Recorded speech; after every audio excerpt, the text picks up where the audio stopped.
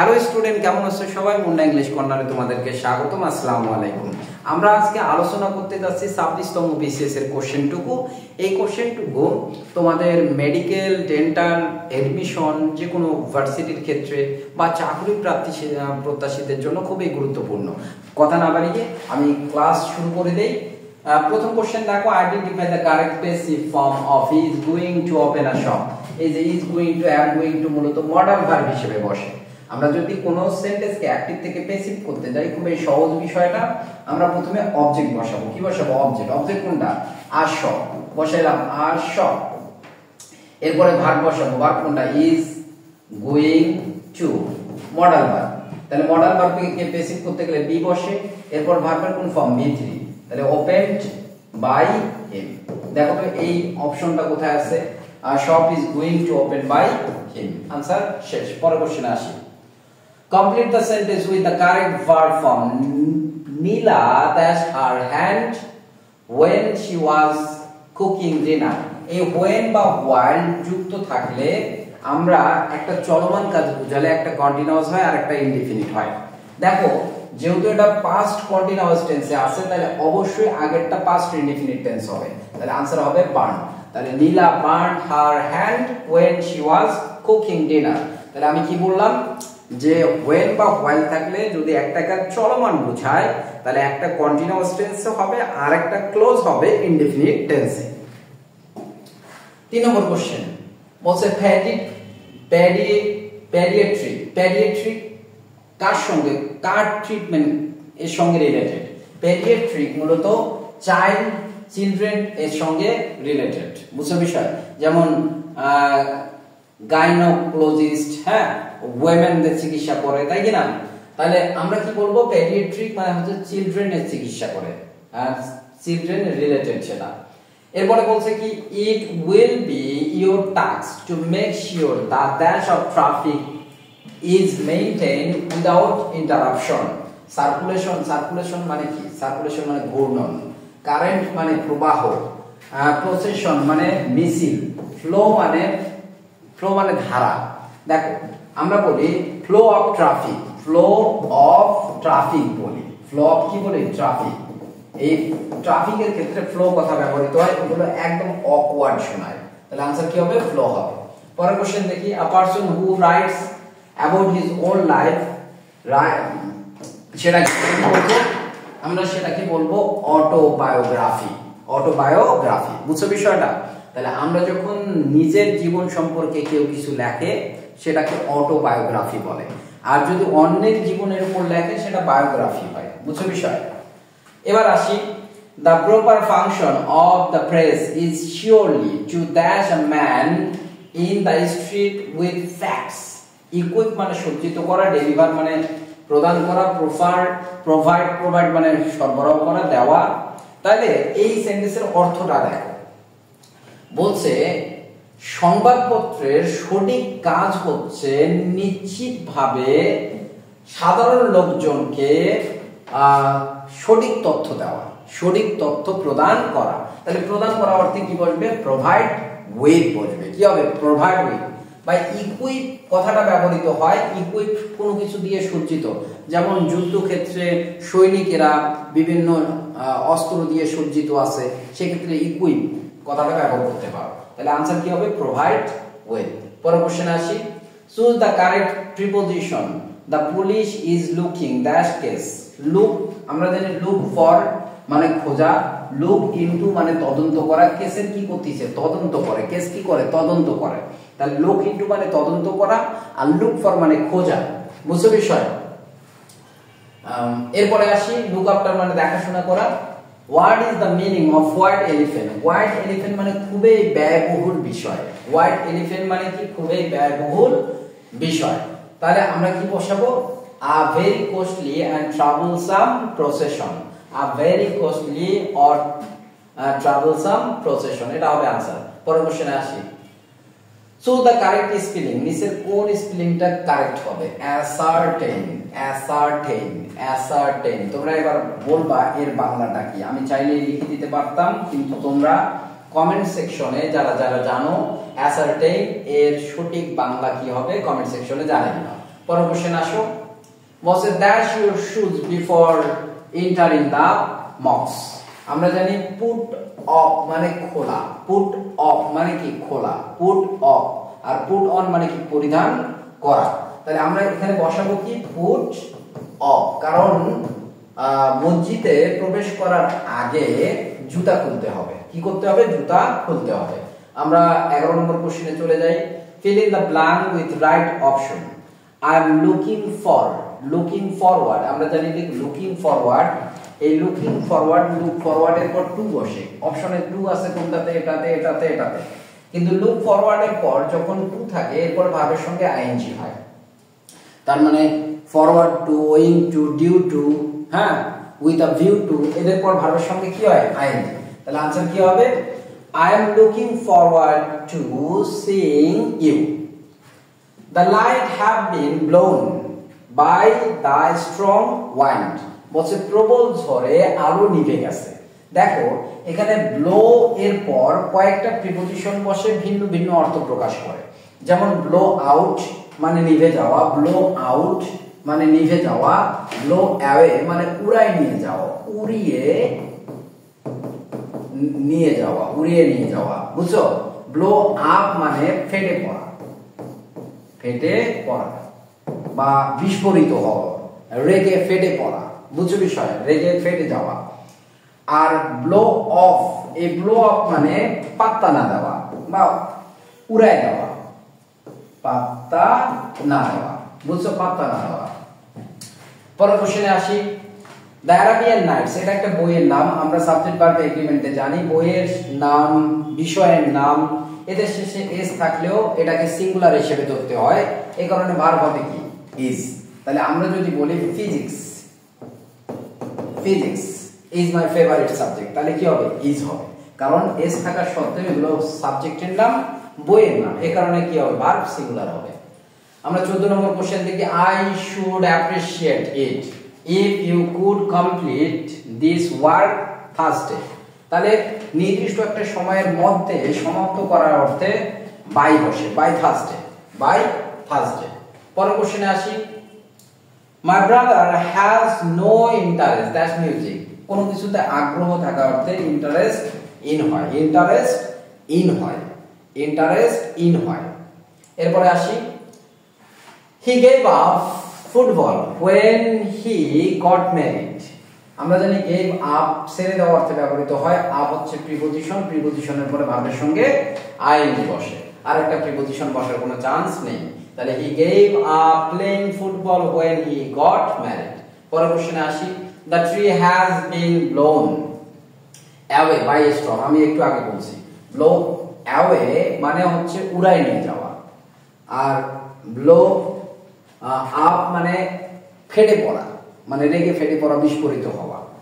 Blow out মানে নিভে যাওয়া, ব্লো অফ মানে পাত্তা না দেওয়া।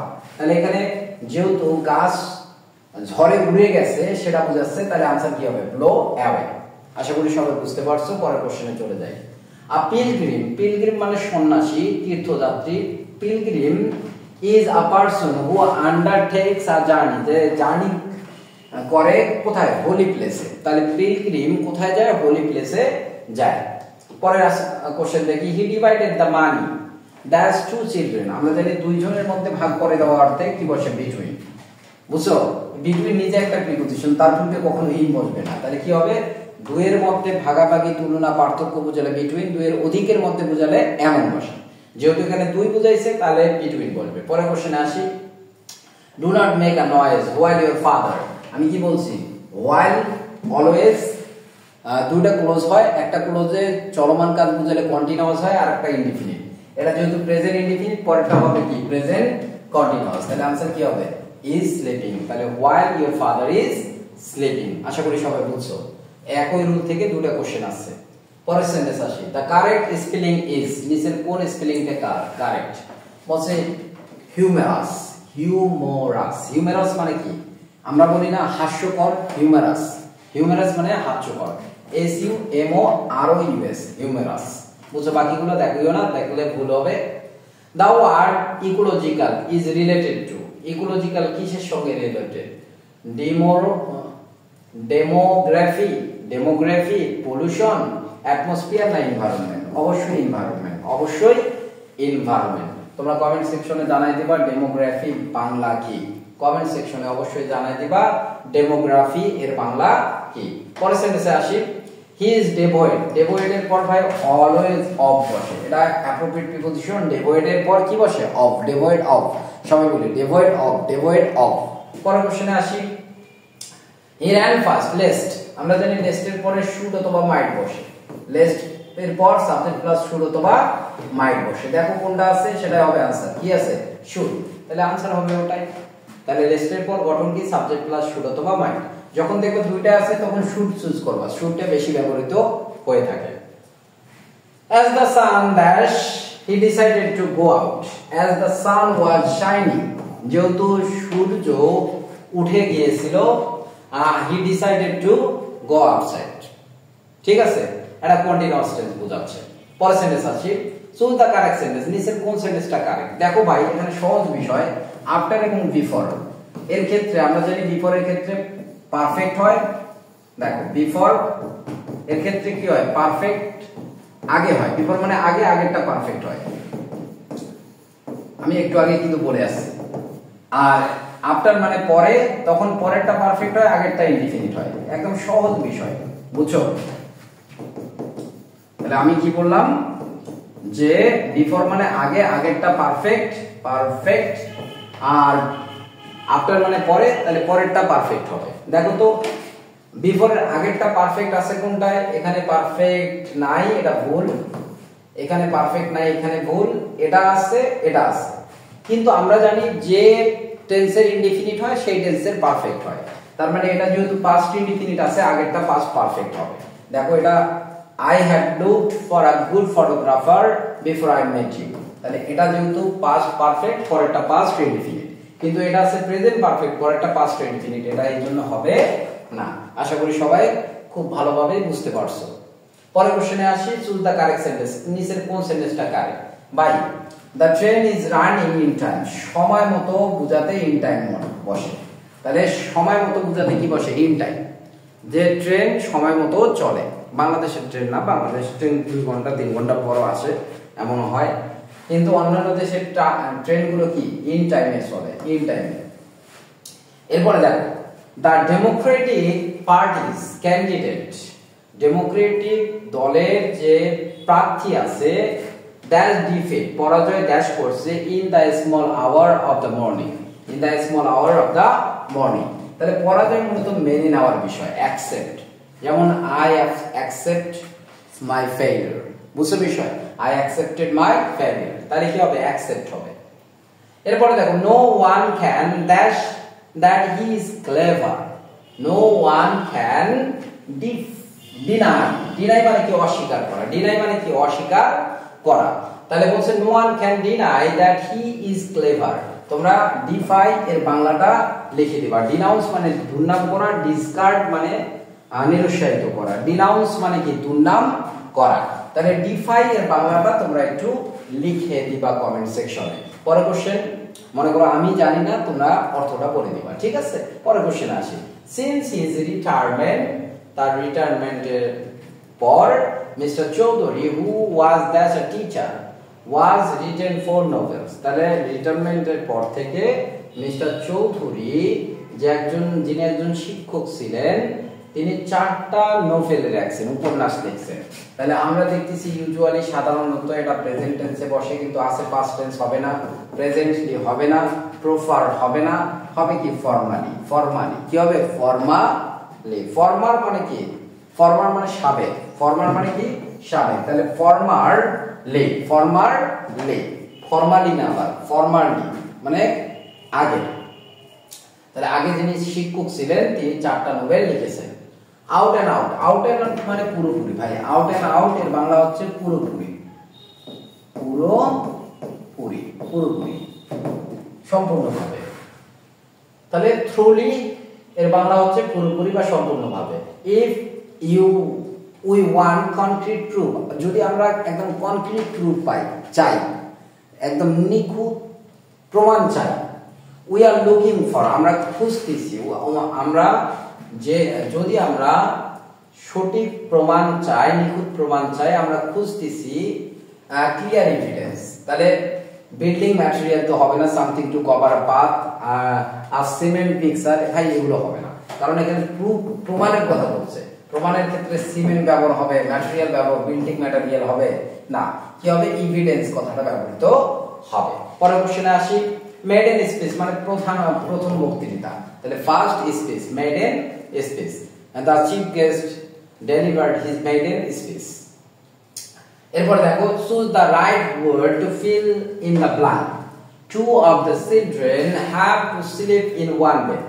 দুটা বাচ্চা একটা বেডের মধ্যে ঘুমায়, দুটা বাচ্চাকে একটা বেডের মধ্যে ঘুমাইতে হবে, but the other three have, কিন্তু অন্য দুইজনকে ড্যাশ ওয়ান্স মানে আলাদা, ডিফারেন্ট মানে ভিন্ন, পৃথক, সেপারেট মানে কি আলাদা, তাহলে আলাদা আরেকটা বেড তাদের জন্য রয়েছে, বুঝছো বিষয়? তাহলে দুইজন বাচ্চা একটা বেডে ঘুমাইতে হবে, আর আলাদা তিনজনের জন্য রয়েছে আরেকটা বেড। আমরা 35 নম্বর কোশ্চেন দেখি, identify the correct synonym for the word magnanimous. Magnanimous, এই ম্যাগনানিমাস মানে কি? Generous, unkind, revengeful, friendly. Generous, unkind, meaningful, friendly. Magnanimous মানে হচ্ছে সদয় বা দয়ালু, তাহলে आंसर হবে কি? জেনারাস। রিভেঞ্জফুল মানে প্রতিশোধ পরায়ণ, তাহলে आंसर কি হবে? জেনারাস মানে সদয় বা দয়ালু। এই ছিল আমাদের আজকের কোশ্চেন সলভ ক্লাস। তোমাদের সঙ্গে দেখা হবে পরবর্তী কোনো ক্লাসে। ততক্ষণ পর্যন্ত ভালো থাকো, সুস্থ থাকো। আল্লাহ হাফেজ, আসসালামু আলাইকুম।